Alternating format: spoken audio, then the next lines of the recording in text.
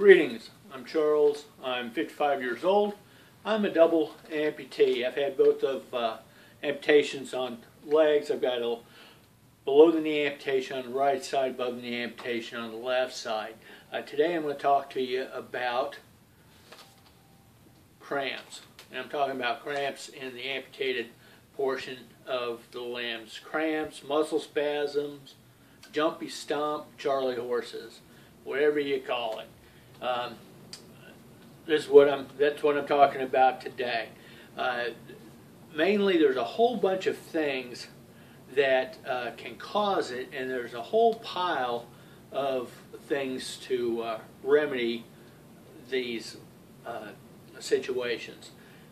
Firstly, the main things that I've been able to find that seems to cause Charley horses or cramps in the legs is medications. I know with me that was one thing specifically where I'd get waves and waves of spasms when I was on certain medications. As you could well imagine, I was not taking those medications for but one time. That's it. So that's one of the things. The other things are deficiencies or imbalances in vitamins and minerals. These are things that you're probably aware of, like calcium. Too much calcium could be a problem. Too little magnesium can be a problem.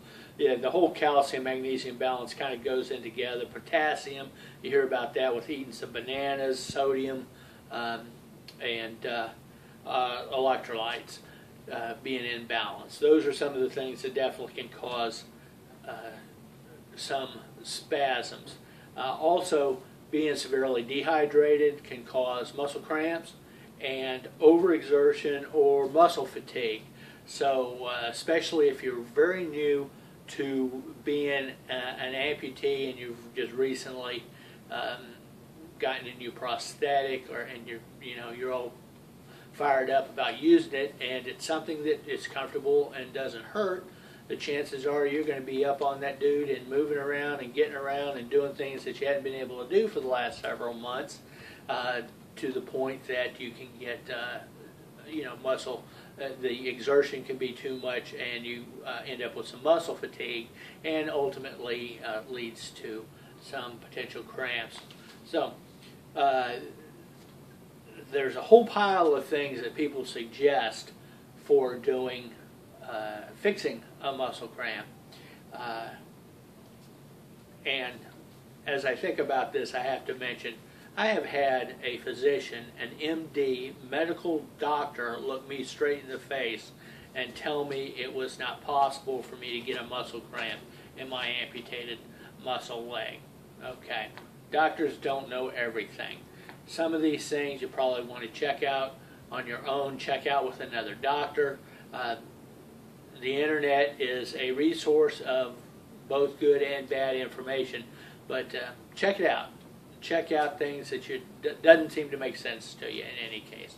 Alrighty, so things that you can do is stretching. Obviously, if we have a cramp in my leg here, my muscle is no longer attached correctly, and it's not possible for me to stretch it as I normally would.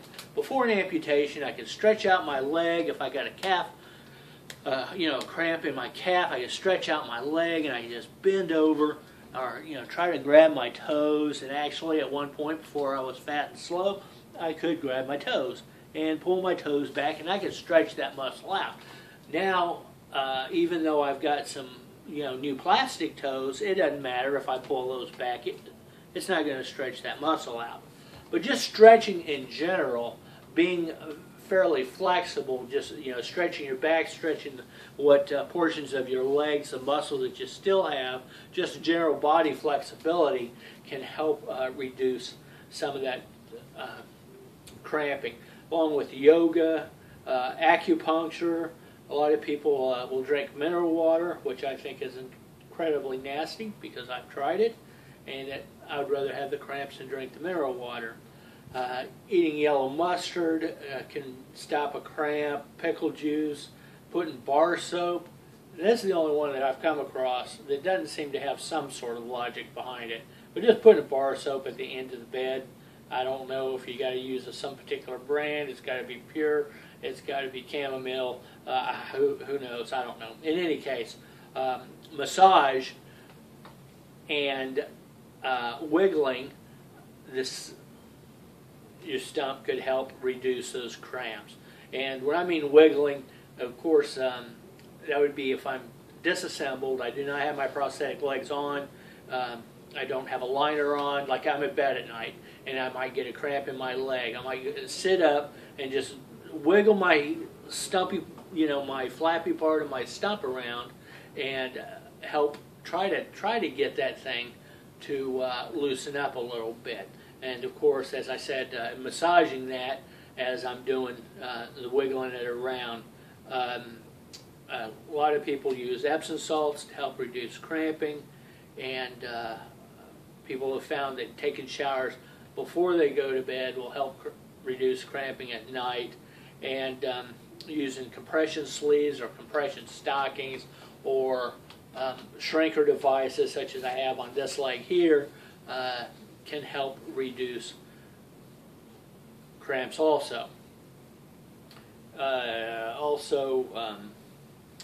Some people have to resort to pain medications or mechanical or electrical devices like the TENS device. That's a TENS device, and what that does is sends electrical pulses. You'd connect it to your stump, and you'd have directions on how to do that. You turn that on, and it'll send electrical pulses, and it does things that'll potentially help reduce cramps. Okay, there's also people will alternately use heat or cold, or like a heating pad, a cool pack or something like that, alternated or individual. Different things work for different people when it comes to hot and cold.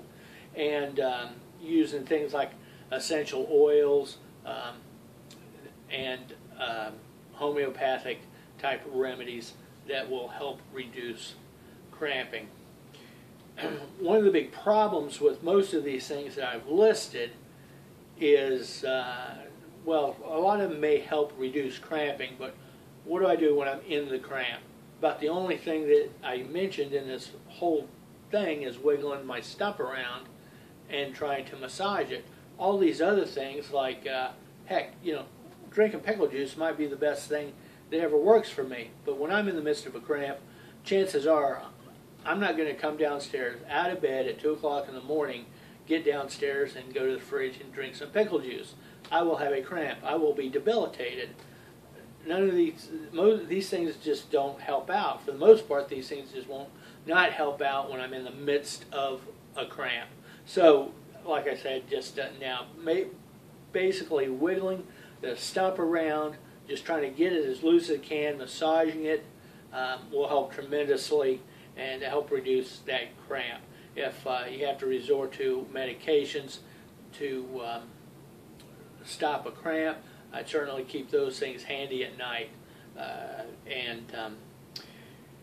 One of the last things as far as cramping goes, one is check the socket on a prosthetic leg. If you've got a prosthetic leg, or you're about to have a prosthetic leg, and you've noticed that, man, this thing just seems to cramp up a lot more since I've been walking around, or I've been maybe you've overexerted on your new prosthetic leg, but the socket needs to be adjusted appropriately. It doesn't just need to be tight, it needs to fit right. There is a difference in that. The fella or gal who works on the prosthetic leg can adjust this prosthesis so that it will fit correctly. It may take a while, it may take weeks or a couple of months to get it figured out, but the chances are over the course of time and get that prosthetic leg adjusted, and it'll definitely be in a situation where it'll help, if nothing else, reduce the opportunity for getting cramps. I know there's a whole bunch of stuff I gave to you. Individually, it's a big laundry list, of course, but if there seemed to be something that was intriguing to you, I would certainly suggest you go ahead and just look that stuff up on the internet. and see what kind of information you can get. I'm not any kind of physician or a doctor or a healthcare professional of any nature, but I know that I've done over the course of time a whole bunch of these different things, and just different things work for different people. So good luck with your cramps. Hopefully you can get that taken care of, and hopefully some of this information was useful to you, or at least may be able to lead you to a solution to cramping problems.